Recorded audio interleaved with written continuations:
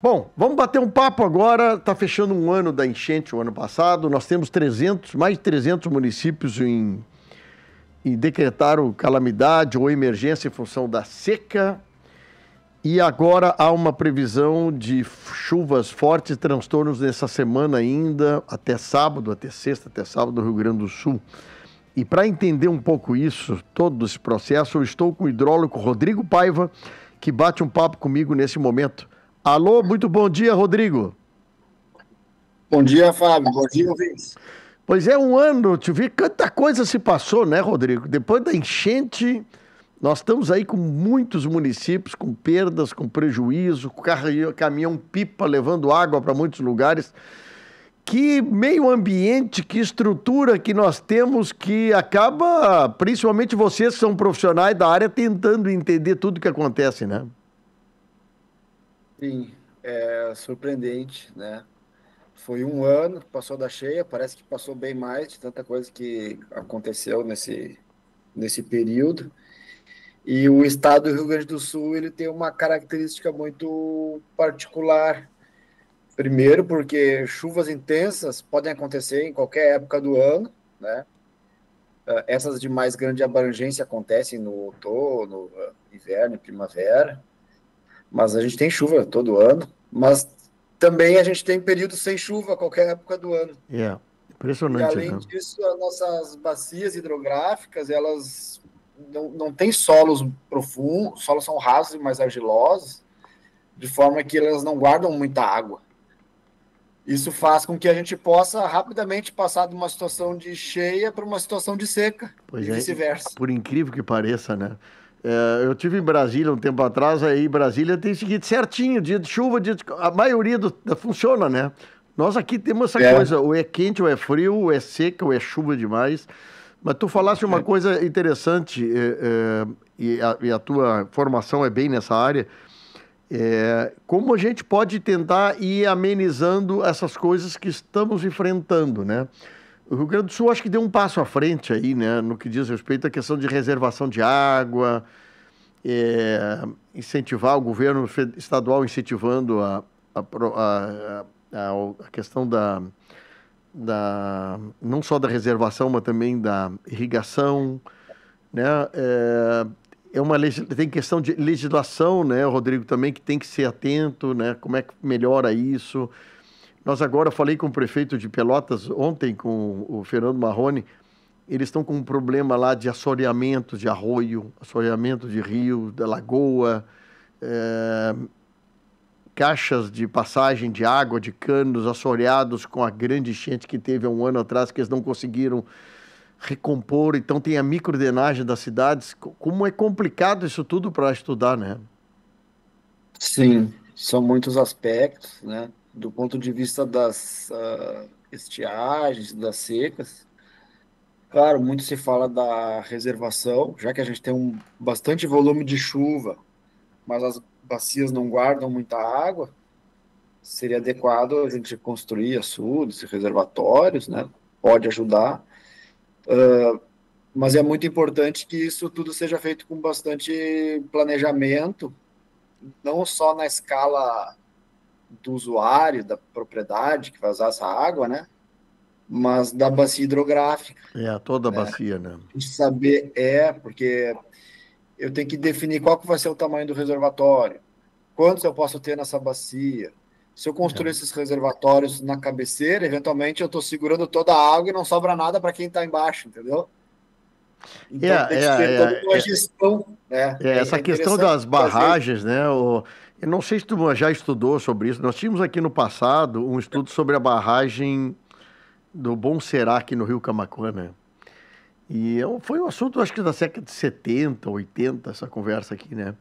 E muitos perguntavam o seguinte, mas vamos reservar água aqui no município vizinho aqui de Camaquã, do Cristal, e para baixo como é que funciona? Aqui em Cerro Grande também nós temos o Arroio do Velhaco, o pessoal também questiona, vou reservar água e quem está abaixo?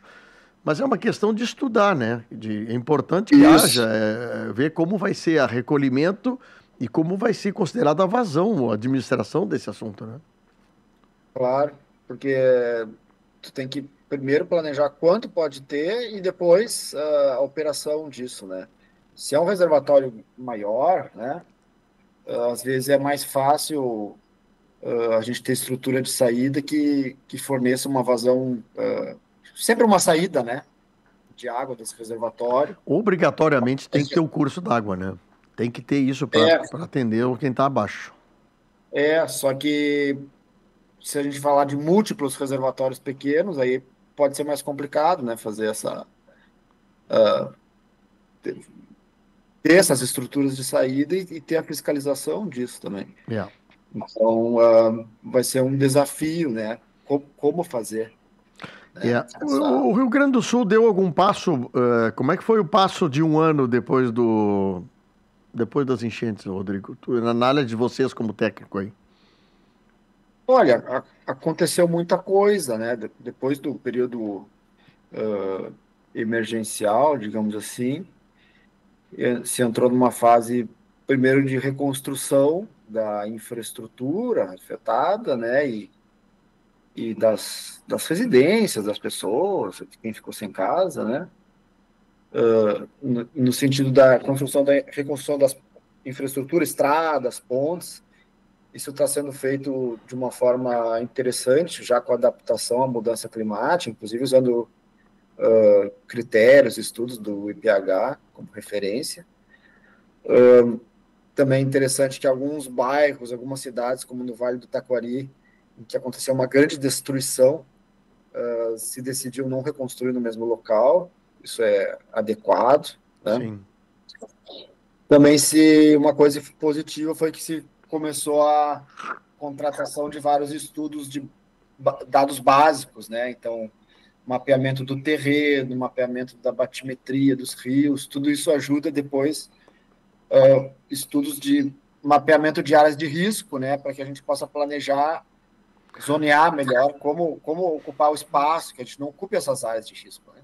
Yeah. E o mas tu acha que avançou, assim, na tua opinião, o Estado? Vamos falar no Estado. Claro, tem reconstrução de um lado, mas tem outras enchentes, outras coisas podendo acontecer. Há um fundo Sim. de 6,5 bilhões no cofre do Estado. E aí? Aí algumas coisas que ainda falta fazer, né? Por exemplo, cidades que têm sistemas de proteção contra cheias, como Porto Alegre, tem esses diques, né? Esses diques ainda não foram reformados, eles falharam, né? Todo mundo viu, vários pontos de falha, eles não foram ainda reformados, né? Isso tem que ser feito o quanto antes, porque a gente pode ter um novo evento de cheia a qualquer momento, né? Mesmo, esses eventos são raros, mas eles podem acontecer em 2 anos seguidos. Aconteceu em 23, depois aconteceu em 24, né? Então, isso é uma coisa que tem que ser feito urgentemente. E A agora tem outra uma chuvinha em questão, Porto eu Alegre aí no acredito final do mês passado, encheu. Não funcionou nem os geradores para as bombas. isso, aí essa é uma questão dentro da cidade, né? A drenagem urbana da cidade também tem que estar bem qualificada.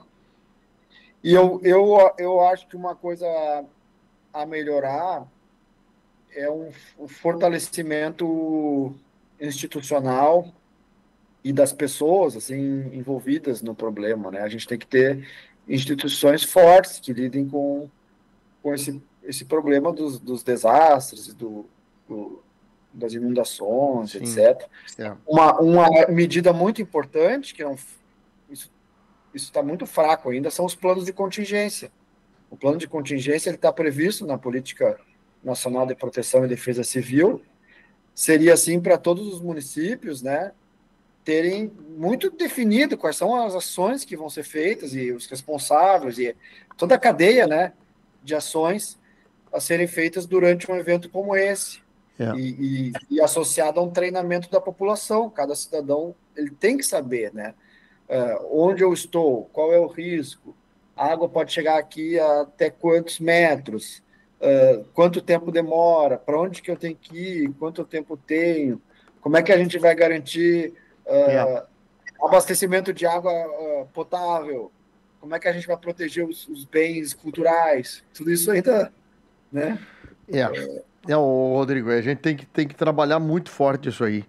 Amigo, espero que a gente tenha as experiências nos ajude aí para frente. Quero te agradecer muito aí o bate-papo contigo. Eu sei que tu tem muito conhecimento nisso, mas eu tenho que estar no Notícia Hora Certa em rede agora às 11 horas. Muito Tá obrigado, meu bem? amigo. Obrigado mesmo pelo carinho. Obrigado, obrigado, Fábio. Obrigado aí aos ouvintes e tenha um bom dia, uma boa semana. Valeu.